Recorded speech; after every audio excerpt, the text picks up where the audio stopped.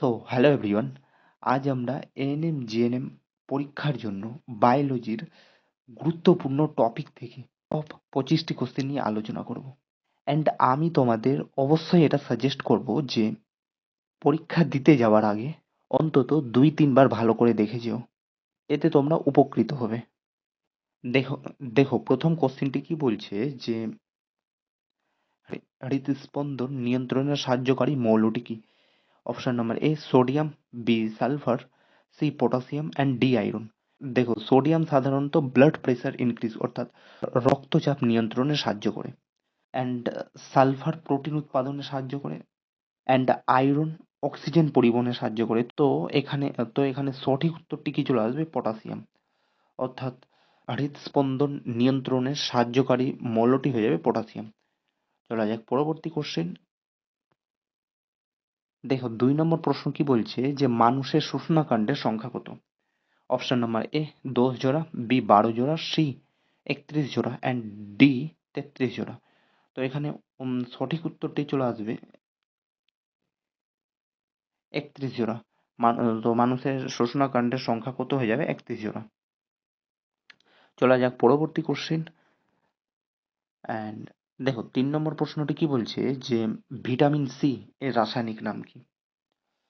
Option number A methyl ascorbic, B oxide acid and C chloro ascorbic and D ascorbic acid. দেখো methyl ascorbic হচ্ছে vitamin C এর derivative, তো এটা তো হবে না।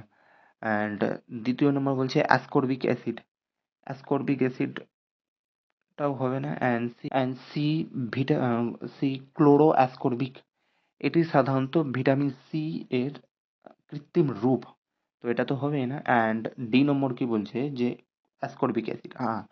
তো ভিটামিন সি এর রাসায়নিক নাম কি চলে আসবে? Ascorbic, ascorbic acid. চলা যাক পরবর্তী কোশ্চেন। অ্যান্ড দেখো 4 নম্বর প্রশ্ন কি বলছে যে কাঁচের মধ্যে কোন আলোর গতিবেগ সবচেয়ে বেশি?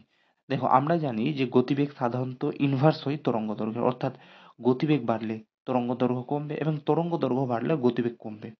অর্থাৎ তরঙ্গ দৈর্ঘ্য যার সবচেয়ে কম থাকবে তার গতিবেগ সবচেয়ে বেশি থাকবে। তো অপশন নম্বর কি চলে আসবে? ডি, বেগুনি। অর্থাৎ বেগুনি আলোর তরঙ্গ দৈর্ঘ্য সবচেয়ে কম, দ্যাটস ওয়াই বেগুনি আলোর তরঙ্গ দৈর্ঘ্য সবচেয়ে কম, সেই জন্যই বেগুনি আলোর গতিবেগ সবচেয়ে বেশি হবে। অ্যান্ড এখানে অপশন নম্বর কি চলে আসবে? বি। অ্যান্ড চলা যাক পরবর্তী কোশ্চেন। অ্যান্ড দেখো 5 নম্বর কোশ্চেন কি বলছে যে প্রাপ্তবয়স্ক পুরুষদের বৃক্কের ওজন কত?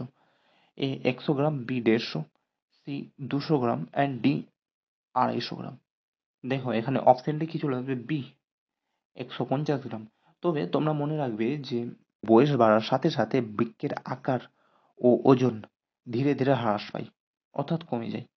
সো তো চলা যাক পরবর্তী কোশ্চেন। দেখো 6 নম্বর কোশ্চেন কি বলছে যে অ্যামোনিয়ার জলীয় দ্রবণ কি প্রকৃতির? এ ক্ষারীয়, বি আম্লিক, সি প্রশম, ডি উপধর্মী।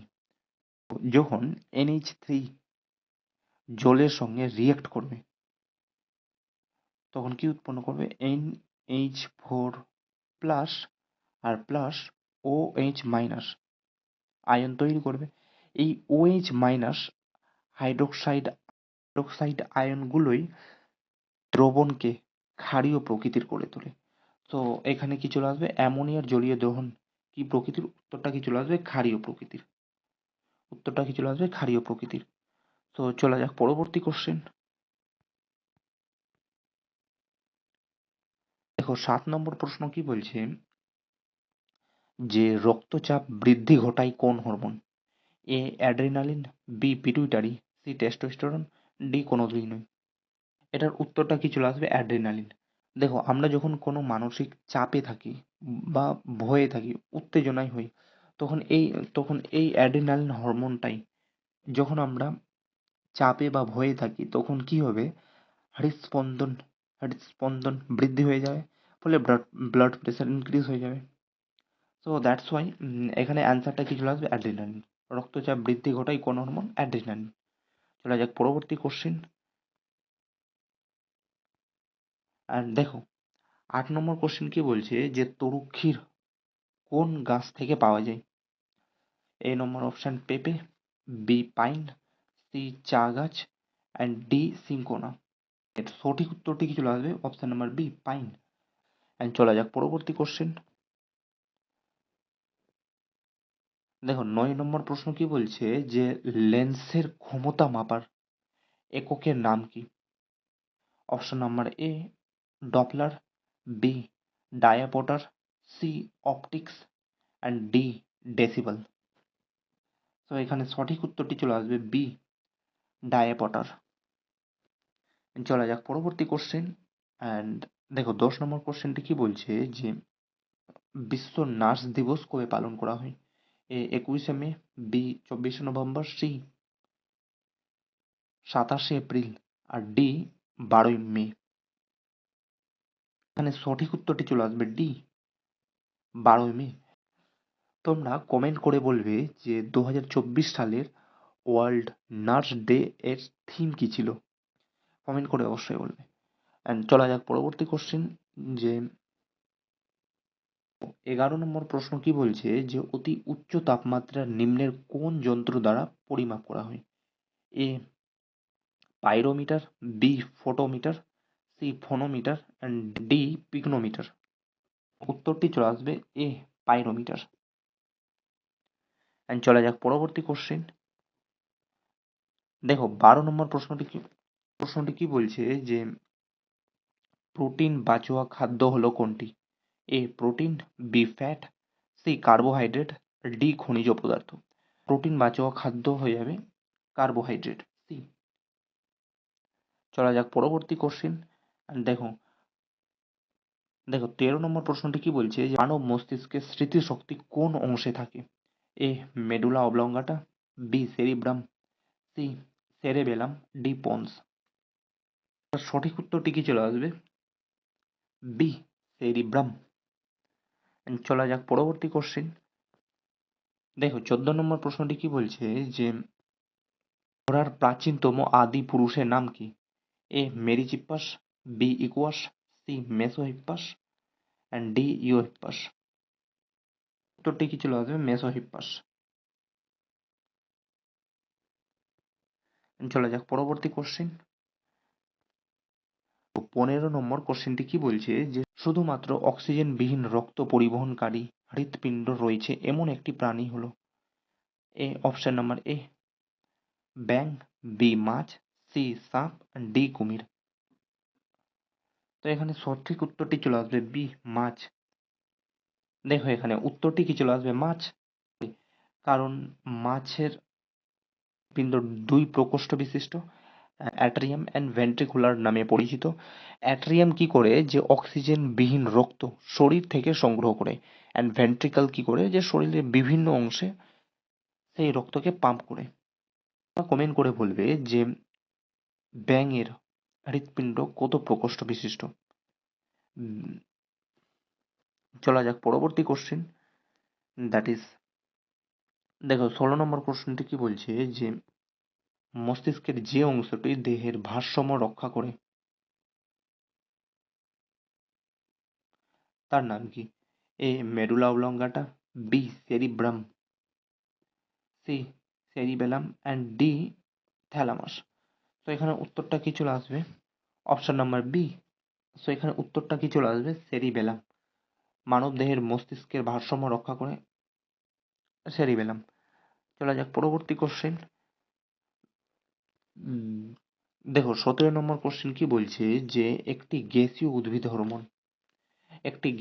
উদ্ভিদ হরমোন কোনটি? A auxin, B gibberellin, C ethylene and D ascorbic acid. Ozone দেখো ওজোন স্তর সাধারণত কি করে যে পৃথিবীর অতিবেগুনি রশ্মির হাত থেকে রক্ষা করে? তো অপশন নাম্বার বি সঠিক উত্তর চলে আসবে। চলা যাক পরবর্তী কোশ্চেন। দেখো 19 নম্বর প্রশ্ন কি বলছে অপটিক স্নায়ু হলো একটি এ মোটর স্নায়ু, বি স্পাইনাল স্নায়ু, সি মিল স্নায়ু অ্যান্ড ডি সেন্সরি স্নায়ু। তো এখানে উত্তরটি চলে আসবে।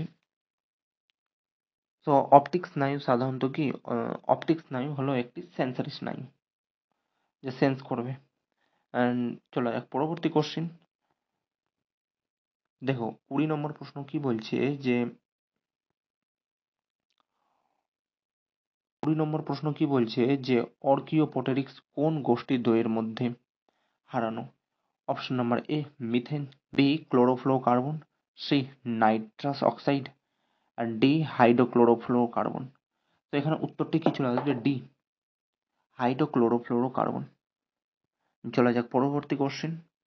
দেখো দেখো 1 নম্বর প্রশ্ন কি বলছে যে যার উদাহরণ তা হলো অপশন নাম্বার এ এক্স সংরক্ষণ, বি জীব বৈচিত্র্য হটস্পট, বি জীব বৈচিত্র্য হটস্পট, সি ইনসিটু সংরক্ষণ, ডি মাইক্রো প্রোপাগেশন।